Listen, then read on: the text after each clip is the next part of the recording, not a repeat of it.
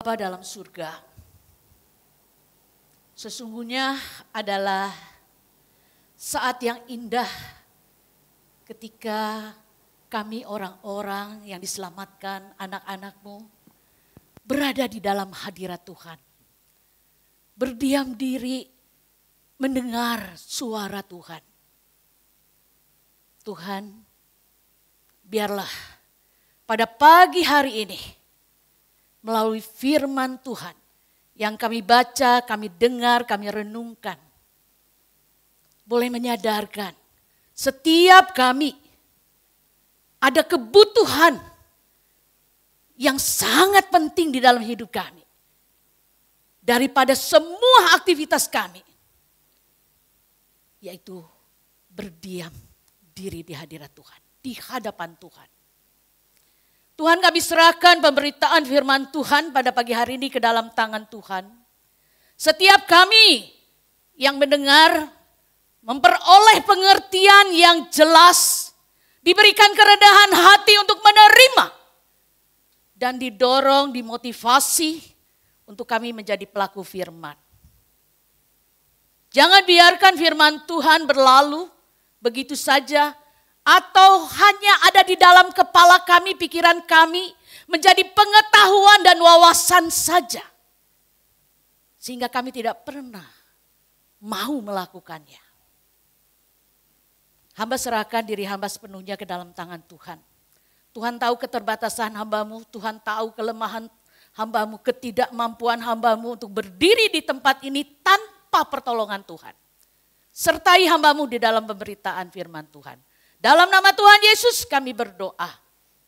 Amin. Dipersilakan jemaat untuk duduk.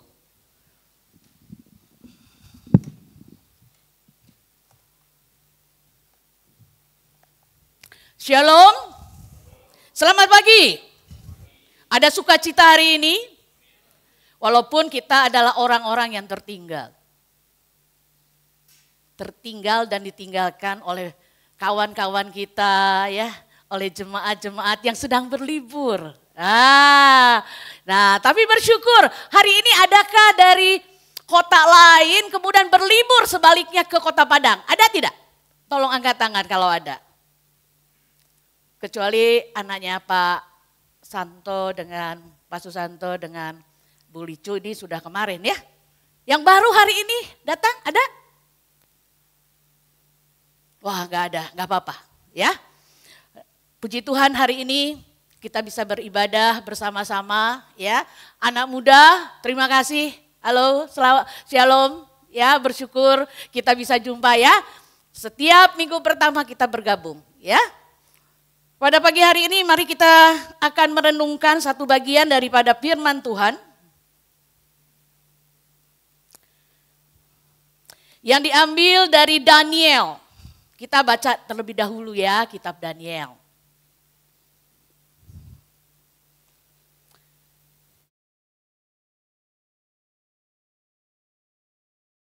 Daniel pasal yang ke-6.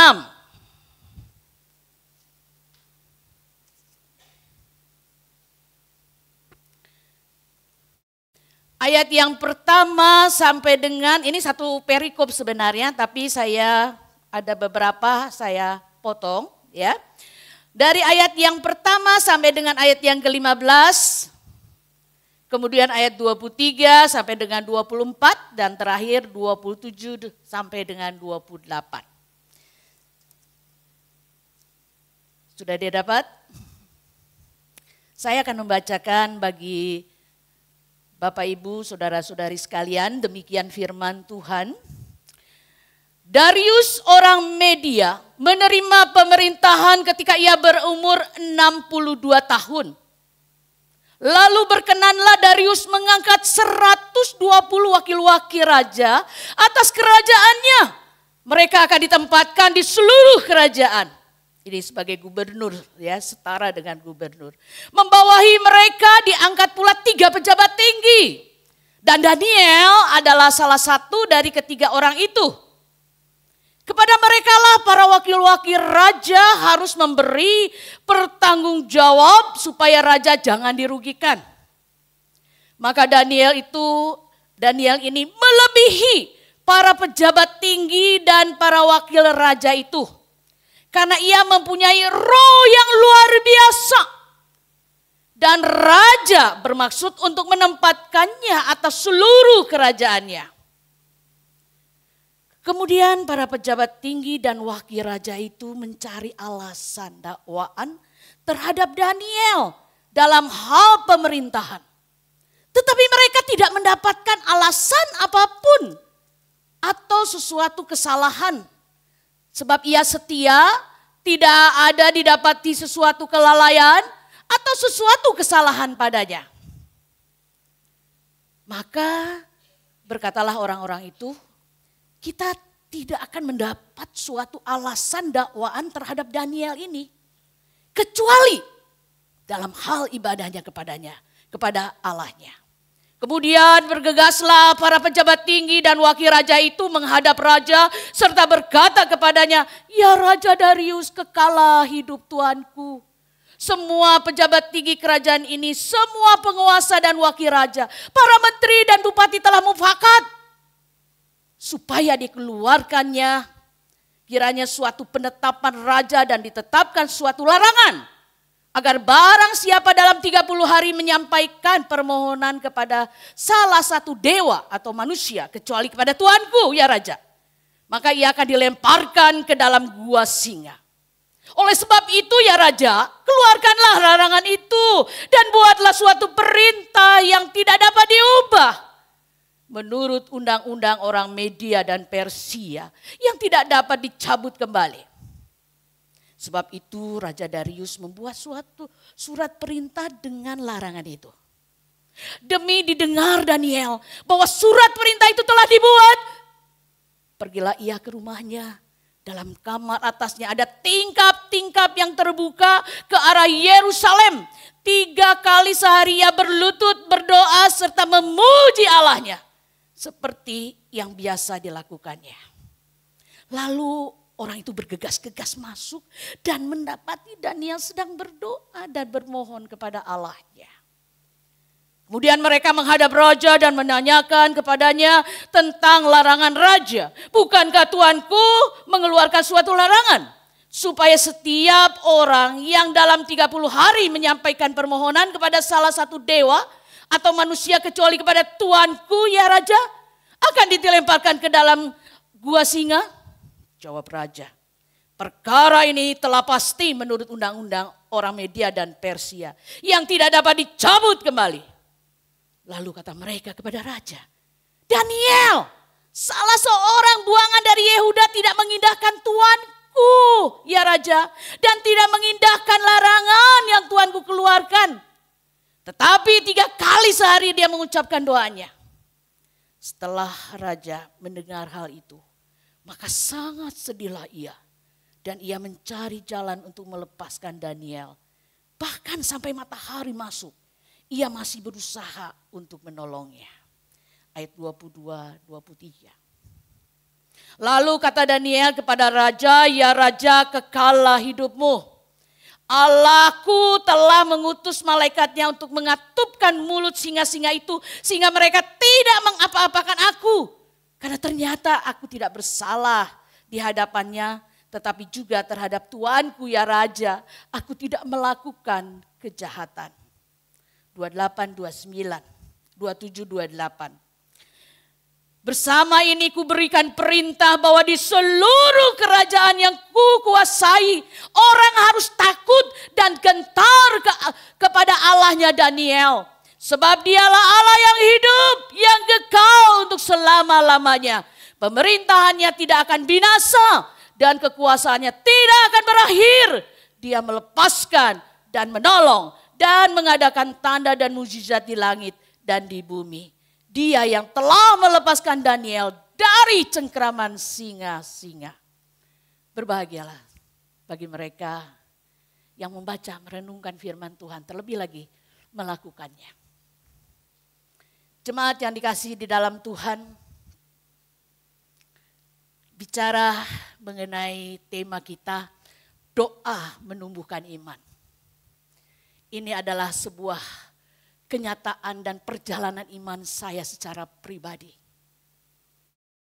Sejak saya menyerahkan hidup saya sebagai hamba Tuhan, doa adalah kekuatan saya. Doa adalah satu-satunya yang memampukan saya terus berjalan sampai saat ini. Kalau saya mau cerita bagaimana doa itu menumbuhkan iman saya dan jemaat-jemaat yang ada, panjang. Tapi saya mengambil satu contoh, satu kesaksian, di mana ketika saya melayani di Pontianak. Ketika itu saya tahu gereja itu bukan gereja yang besar, tapi gereja yang sederhana sama seperti kita. Tetapi punya semangat dan punya hati bagaimana Injil diberitakan. Sehingga pada saat itu saya masih mengingat mereka ingin membuka sekolah. Dan mereka memulai sekolah itu dari TK. Karena itu adalah sekolah yang diakuisisi, diambil. Sebelumnya ada dan diambil sekarang oleh gereja.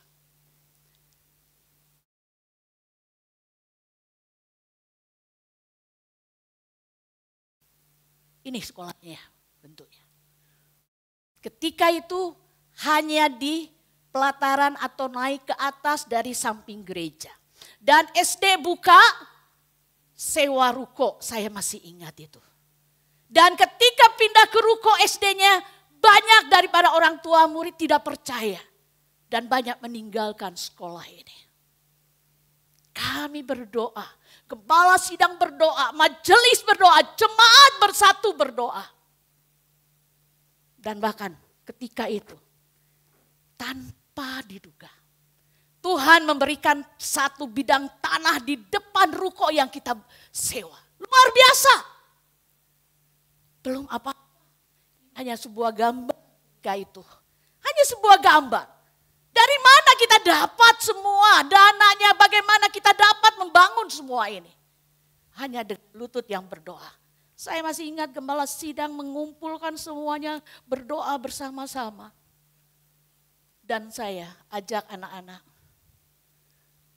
untuk tempat yang belum dibangun dan akan dibangun itu, saya bilang kepada anak-anak, anak-anak, pegang seng ini, pegang penutup ini, berdoa, angkat tanganmu. Dan saya berdoa mengangkat tangan saya dan saya minta Tuhan tolong. Kami rindu ada sekolah Kristen dibangun melalui gereja ini. Puji Tuhan, saya menyaksikan hari ini. Saya menyaksikan dan mengalami peresmian itu. Hanya baru beberapa lantai. Dan hari ini saya menyaksikan gedung itu telah dibangun sampai ke atas. Amin. Puji Tuhan. Doa. Sehingga membuat mereka menumbuhkan iman mereka untuk percaya bahwa Allah akan menyediakan Allah Jehovah Jireh. Tidak itu saja ternyata. Kerinduan kami waktu itu adalah di sebuah tempat yang jauh dari Pontianak. Ada sebuah tempat di Batang Tarang, kurang lebih 4 jam perjalanan. Kami diberikan sebidang tanah yang luas. Dan ketika itu saya menyaksikan, Muse, kita doa. Ya, doa. Dan kita percaya Tuhan akan bangun. Ada bangunan di tempat ini. Ada satu kerinduan untuk tempat ini menjadi tempat training center dan juga sekolah. Tempat yang kosong dengan doa, dengan iman kepada Tuhan bahwa aku percaya Tuhan menyediakan. Maka hari ini pekerjaan Tuhan dinyatakan di sana. Ada sebuah SMP teologia di sana. Amin. Manusiakah ini Usaha manusiakah? Tidak. Ini Tuhan yang mengerjakan semuanya. Jemaat yang dikasihi dalam Tuhan. Banyak Tuhan lakukan perkara dalam hidup saya. Mujizat-mujizat dalam hidup saya. Yang tidak pernah dipikirkan dan tidak bisa dipikirkan oleh akal budi yang terbatas ini. Tapi Tuhan nyatakan. Ketika kita mau berdoa. Ketika kita beriman kepada Dia. Satu hal lagi. Ketika saya di Bandung. Waktu saya melayani di Bandung. Saya diwarisi hutang 100 juta. Setiap bulan kami harus bayar hutang. Hamba Tuhan yang tinggal bersama dengan saya, Muse, kapan ya kita bisa lepas dari hutang ini? Berdoalah. Berdoalah. Puji Tuhan. Saya tidak akan cerita panjang. Tapi Tuhan nyatakan dalam berapa lama 100 juta itu bisa dilunasi, dan saya mengatakan Tuhan tidak akan menyediakan pas-pasan, tapi Tuhan akan memberikan lebih daripada yang kita butuhkan. Imani, percaya, berdoa. Ada orang yang mengatakan itu proyek musuh, itu proyek gagal, apaan itu? Saya tidak cerita dulu bagaimana cara Tuhan. Tapi dalam berapa tahun 100 juta lunasi? Tidak. Saya beriman bersama dengan jemaat 4 bulan semua lunas. Amin. Pekerjaan siapa? Tuhan. Demikian juga pada pagi hari ini melalui kitab Daniel.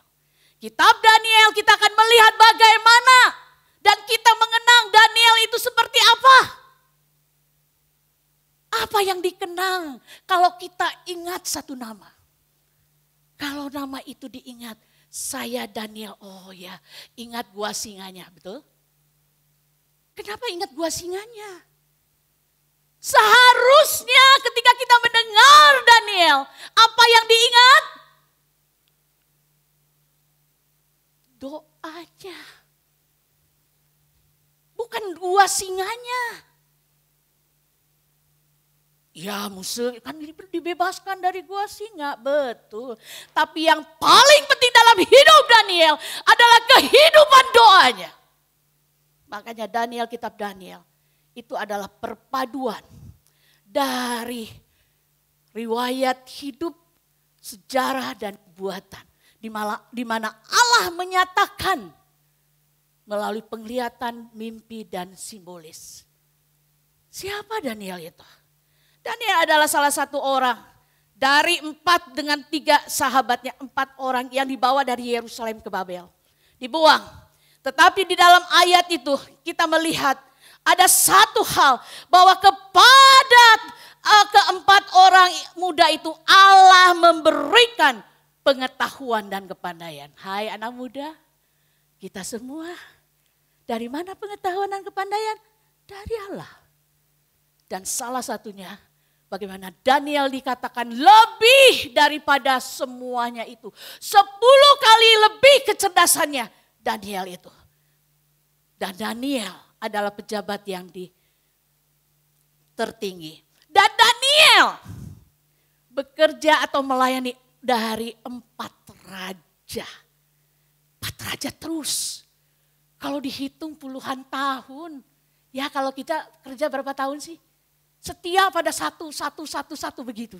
Daniel tidak meninggalkan di tempat pembuangan. Dia melayani 4 raja, Nebukadnezar, Belshazzar, Darius dan Kores. Tetap setia dan tidak berubah. Walaupun dia pandai 10 kali lebih pandai, dia tidak berubah. Tidak berubah apa? Dikatakan kebiasaannya adalah apa? Berdoa.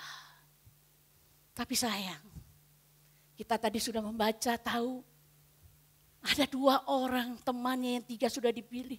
Yang merasa iri hati, sakit hati, tidak suka akan keadaan Daniel. Daniel menghadapi masalah situasi Babel yang tidak menyembah Allah, menyembah berhala.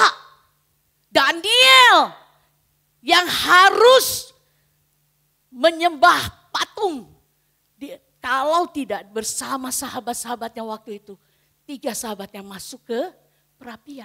Tapi sekarang menghadapi lagi masalah. Tapi Daniel ingat apa yang dilakukan Allah di masa lalu. Dia tidak melupakan dan dia tidak akan mundur.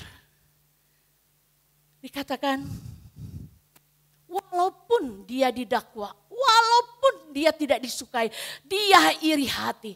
Bagaimana Daniel menghadapinya? Dia berpikir dengan pikirannya, gimana nih caranya untuk menyerang 2 orang ini? Bagaimana caranya keluar dari masalah ini? Tidak. Daniel tidak lakukan itu. Bertrand Russell mengatakan, mengingatkan,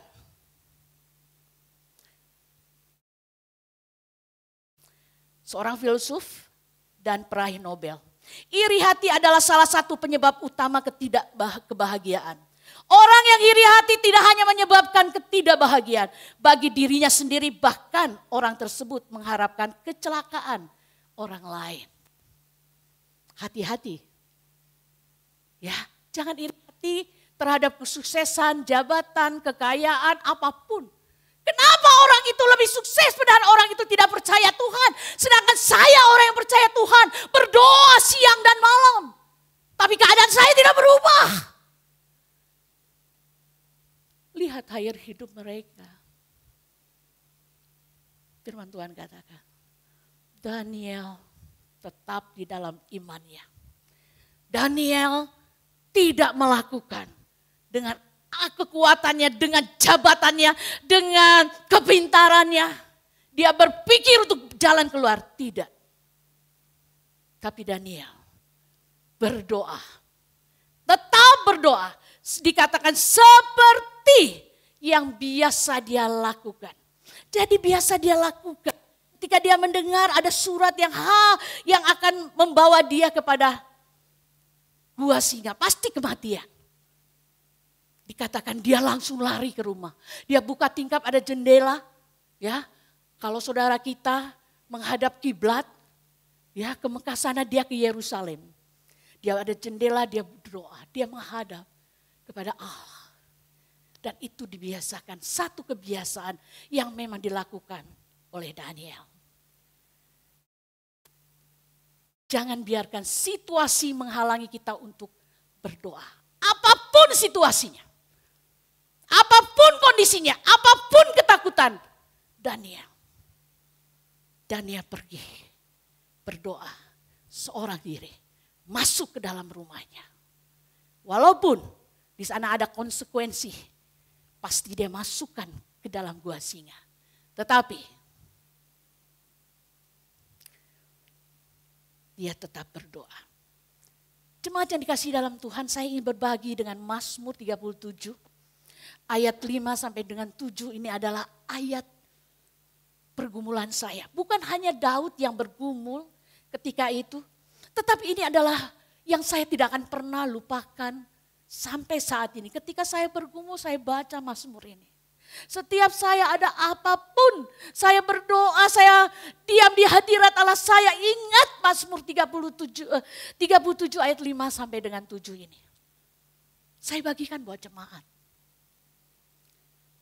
Dengan bahasa saya ketika saya ada di hadapan Tuhan. Serahkanlah hidupmu Ribkah kepada Tuhan dan percayalah kepadaku dan aku akan bertindak. Aku akan memunculkan kebenaranmu seperti terang dan hakmu seperti siang. Berdiam dirilah di hadapan Tuhan dan nantikanlah Dia. Tidak melakukan apa-apa. Ketika saya bergumul apapun dalam hidup saya. Baik itu harapan, baik itu tujuan, baik itu pergumulan di dalam pelayanan saya, hidup saya. Dengan orang-orang di sekitar ataupun dengan rencana Allah di dalam pelayanan saya. Saya selalu ingat, jangan terlalu banyak bereaksi, jangan terlalu banyak ngomong kanan kiri. Tidak perlu dibicarakan oleh banyak orang. Saya masih ingat, berdiam dirilah Inilah ayat yang selalu mengingatkan saya ketika saya menghadapi kesedihan, kekecewaan, sakit hati. Apa yang saya lakukan? Berdiam diri. Jangan banyak ngomong, apalagi emosi. Kita melihat ketika Daniel berdoa, menghadapi dengan lutut, bersujud, menyembah Tuhan, memuji Tuhan. Konsekuensi itu tidak berlalu, bukan? Dia tetap ada di kuasinya. Resiko itu harus dihadapi. Tapi apa yang terjadi? Ketika menghadapi semua, ketika saya pergi, Tuhan saya nggak tahu pergi kemana pelayanan. Sejak awal saya menunggu Tuhan, di mana saya harus pergi. Saya tidak peduli dengan resiko-resiko, pasti ada resiko, pasti ada konsekuensi. Tapi saya tahu Allah saya lebih besar. Dari apapun juga. Sama dengan Daniel. Ketika Daniel menghadapi resiko itu, apa yang dihadapi oleh dia? Apa yang dilakukan Allah? Allah mengutus malaikatnya. Menemani, menjaga Daniel. Mengatupkan mulut-mulut singa itu. Itu yang Allah lakukan. Ketika kita berdiam diri di hadirat Tuhan, kita banyak berdoa. Tuhan yang bertindak. Ini firman Tuhan loh. Mazmur 37. Wahai anak-anak muda, apa kebergumulanmu? Skripsi, sekolah, mau masuk sekolah mana? Kehidupan ekonomi yang susah terus. Jangan banyak mengeluh. Jangan banyak bicara kanan kiri. Diam di hadirat Tuhan. Itu yang gak bisa kita tahan, betul? Kita ini maunya bereaksi, maunya mikir terus apa ini begitu. Dahulukan untuk berdoa. Sehingga ketika imannya bertumbuh Daniel. Apa yang dilakukan Daniel? Doa yang menumbuhkan iman sehingga hidupnya berdampak. Bukan hanya bagi Daniel yang diselamatkan. Tapi kita melihat Raja Darius pun mengakui Allah kita. Allah dimuliakan melalui iman kita. Melalui doa. Melalui pertumbuhan iman kita. Berapa banyak kita bertumbuh. Banyak orang memuliakan Allah kita. Jangan-jangan Allah kita dipermalukan karena perbuatan kita.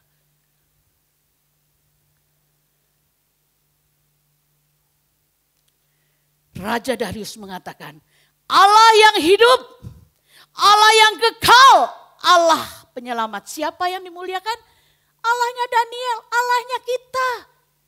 Ketika kita gak banyak ngomong, gak banyak bereaksi. Tapi langkah yang awal adalah doa. Jennifer Benson, seorang penulis ODB, Our Daily Bread, mengatakan keteguhan iman dan kesetiaan kita kepada Allah di tengah berbagai tekanan dan kekecewaan yang ada dapat menguatkan orang lain untuk ikut memuliakannya. Luar biasa bukan? Iman yang dahsyat itu bukan untuk diri kita sendiri. Bukan kita hanya mengalami mukjizat untuk kita. Tetapi orang lain merasakannya dan Allah dimuliakan. Amin. Ada amin? Cuma 2 orang. Kasihan. Amin. Amin Tuhan. Aku mau punya doa. Kehidupan doa yang luar biasa. Sehingga bukan berdampak buat diri sendiri tapi juga berdampak kepada orang lain. Hal ini mengingatkan siapa? Tuhan Yesus. Ketika Tuhan Yesus bergumul di Taman Getsemani. Murid-murid yang ikut dengan dia 3 orang tertidur. Dia datang lagi, berjaga-jagalah supaya kamu tidak jatuh dalam pencobaan. Aku pergi berdoa lagi. Yesus berdoa sampai cucuran ini seperti titik-titik darah keringatnya. Dia berdoa dengan sungguh-sungguh bergumul untuk menyelamatkan saudara dan saya menghadapi penganiayaan, penghinaan. Dia bergumul. Dia kembali lagi, dia lihat muridnya tertidur. Dia lakukan itu di Taman Getsemani seperti biasa. Tuhan Yesus berdoa untuk menyelamatkan saudara dan saya. Tapi Tuhan bukan saudara dan saya lebih banyak tertidur dan main game.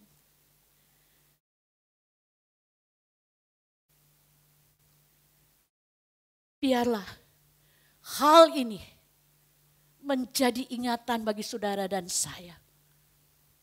Bahwa kita mengingat doa Daniel, seorang pribadi yang punya kehidupan doa, yang menumbuhkan iman. Dan kita mengingat doa daripada Tuhan Yesus ketika akan menebus kita. Dan akhirnya dia berhadapan, dia dengan katakan, Tuhan jadilah kehendak-Mu. Maka dia menyerahkan hidupnya. Yang ketika itu sebagai manusia totalitas dan Allah totalitas. Tapi ketika dia menanggung dosa manusia, dia menjadi manusia yang menggantikan saudara dan saya. Apa yang sedang saudara dan saya lakukan saat ini? Tertidurkah? Daniel berdoa, menunjukkan hubungannya yang intim secara pribadi dengan Allah. Dan percayanya kepada Allah yang memberikan pengharapan. Sehingga Daniel diberikan ketenangan menghadapi berbagai konsekuensi imannya kepada Allah. Saudara tidak bisa tenang menghadapi apapun. Gelisah, takut, marah. Gak bisa tenang. Berdoalah. Mazmur 37 ayat 5 sampai 7. Berdiam dirilah. Belajar satu hal. Doa adalah relasi kita dengan Tuhan. Keintiman kita dengan Tuhan. Kita jangan banyak bergerak, kerja dari pagi sampai malam, sampai subuh-subuh, tidur 2 jam, kerja lagi. Berdiam dirilah. Kesulitan merupakan kesempatan untuk Tuhan menyatakan kuasa dan kebesarannya. Ini yang saya dapatkan ketika saya merenungkan. Kesulitan merupakan kesempatan untuk Tuhan menyatakan kuasa dan kebesarannya. Saudara dan saya tidak pernah merasakan kuasa. Saudara dan saya tidak pernah merasakan dan mengalami kebesaran Tuhan. Mukjizat Tuhan itu ada zaman dulu saja. Di zaman sekarang mukjizat tidak ada. Salah. Karena saudara tidak berdoa. Karena saudara dan saya tidak mau diam di hadirat Tuhan. Terus mau berusaha sendiri. Lupa sama Tuhannya. Boleh bekerja. Boleh, siapa yang bilang gak boleh bekerja? Bekerja dengan rajin seperti Daniel. Tidak ditemukan kesalahannya. 4 raja tidak pernah ada keluhan tentang Daniel. Betul, belajar sungguh-sungguh. Jangan sampai kamu ditemukan nyontek. Kamu, ketika kamu belajar, jangan ditemukan, malas belajar. Tapi temukan anak-anak Tuhan adalah pelajar yang rajin, pelajar yang jujur. Pekerja yang bekerja keras, bos tidak melihat kesalahan saya. Tapi satu ketika bos melihat saya sedang berdoa untuk pekerjaan bos, berdoa untuk bosnya. Alami mujizat Tuhan dalam hidup kita. Kuasa Tuhan, kebesarannya dalam hidup kita. Saksikan kepada orang-orang. Sehingga orang boleh memuji Tuhan. Memuliakan Allah. Greg Laurie adalah seorang penulis dan pendeta senior di Harvest Christian Fellowship. Dia mengatakan, sama seperti tema ini. Untuk menjadi orang Kristen yang bertumbuh, Anda harus memiliki kehidupan doa. Ayo, saya ajak jemaat untuk mengulang kalimat ini, gantikan Anda dengan aku. Ya, sama-sama. 1, 2, 3. Untuk menjadi orang Kristen yang bertumbuh, saya harus memiliki kehidupan doa. Amin. Bagaimana dengan kehidupan doa kita? Ataukah sudah berhenti berdoa untuk segala sesuatu pergumulan kita? Apa yang menjadi pergumulan kita saat ini? Ayo, melalui doa kita ditumbuhkan iman kita. Tidak berdoa, kita tidak bertumbuh. Kita tidak mengalami kebesaran dan kuasa Tuhan. Seperti peribahasa ini, air yang tenang. Dikatakan, air beriak tanda tak dalam, air yang tenang menghangatkan. Orang yang diam-diam itu biasanya hati-hati. Dia orang pintar, jangan menghina dia. Tapi saya mau ambil, sungai yang semakin dalam maka aliran airnya akan tenang namun menghanyutkan. Demikian juga setiap orang yang memiliki hubungan dengan Tuhan yang semakin dalam. Ulangi, hubungan dengan Tuhan yang semakin dalam maka orang itu akan tenang dan damai dalam hidupnya. Bagaimana caranya? Supaya tenang dan damai. Di dalam penghujung daripada khotbah saya. 2 hal ini. Bawa pulang. Cerita saya dari awal boleh dilupakan. Tapi 2 hal ini. Bawalah dalam hidup jemaat sekalian. Menjadi kehidupan jemaat.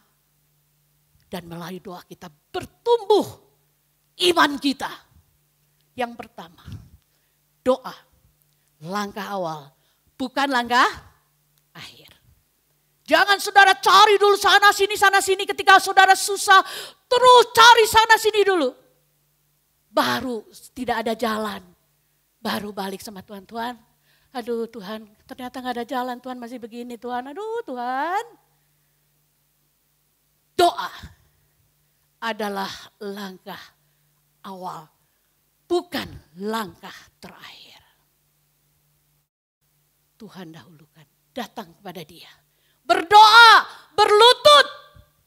Lutut ini bukan hanya untuk bekerja, untuk jadi modal dengkul, bukan. Tapi berlutut di hadapan Tuhan. Musuh, saya sudah tua, gak bisa berlutut musuh. Ya duduklah. Itu hanya gambaran ketika kita lutut kita masih kuat. Rendahkan diri kita di hadapan Tuhan. Berdiam diri di hadapannya. Doa. Langkah awal. Bukan langkah akhir. Yang kedua. Bawa pulang ini. Doa. Gaya hidup. Orang percaya seperti Daniel yang biasa dia lakukan. Jadikan itu menjadi kebiasaan kita waktu doa itu. Doa yang pertama datang pada Tuhan itu terus menjadi gaya hidup kita orang percaya. Cari Tuhan dulu. Punya rencana apa? Cari Tuhan dulu, doa. Mau kerja, cari Tuhan dulu, doa. Apakah itu yang sedang kita lakukan? Ya. Saudara dan saya mau mengalami mukjizat Tuhan, mengalami kebesaran dan kuasa Tuhan. Berdiam dirilah di hadirat-Nya. Pergumulan apa yang pada saat ini kita hadapi? Mungkin ada orang yang iri hati, ada orang yang tidak suka keberhasilan kita, dalam usaha kita, pekerjaan, prestasi kita. Mungkin kita sekarang ada di bawah tekanan dan tidak sanggup lagi mengatasinya. Manusia ini lemah. Maukah saudara dan saya datang pada hari ini? Datang kepada Tuhan. Tuhan, ampuni saya. Kalau selama ini Engkau bukan yang pertama saya datangi, tapi yang terakhir, ampuni saya. Dan Tuhan, saya mau doa itu yang menumbuhkan iman itu akan menjadi gaya hidup saya. Apapun juga, saya tidak mendahulukan action, tapi saya mendahulukan doa.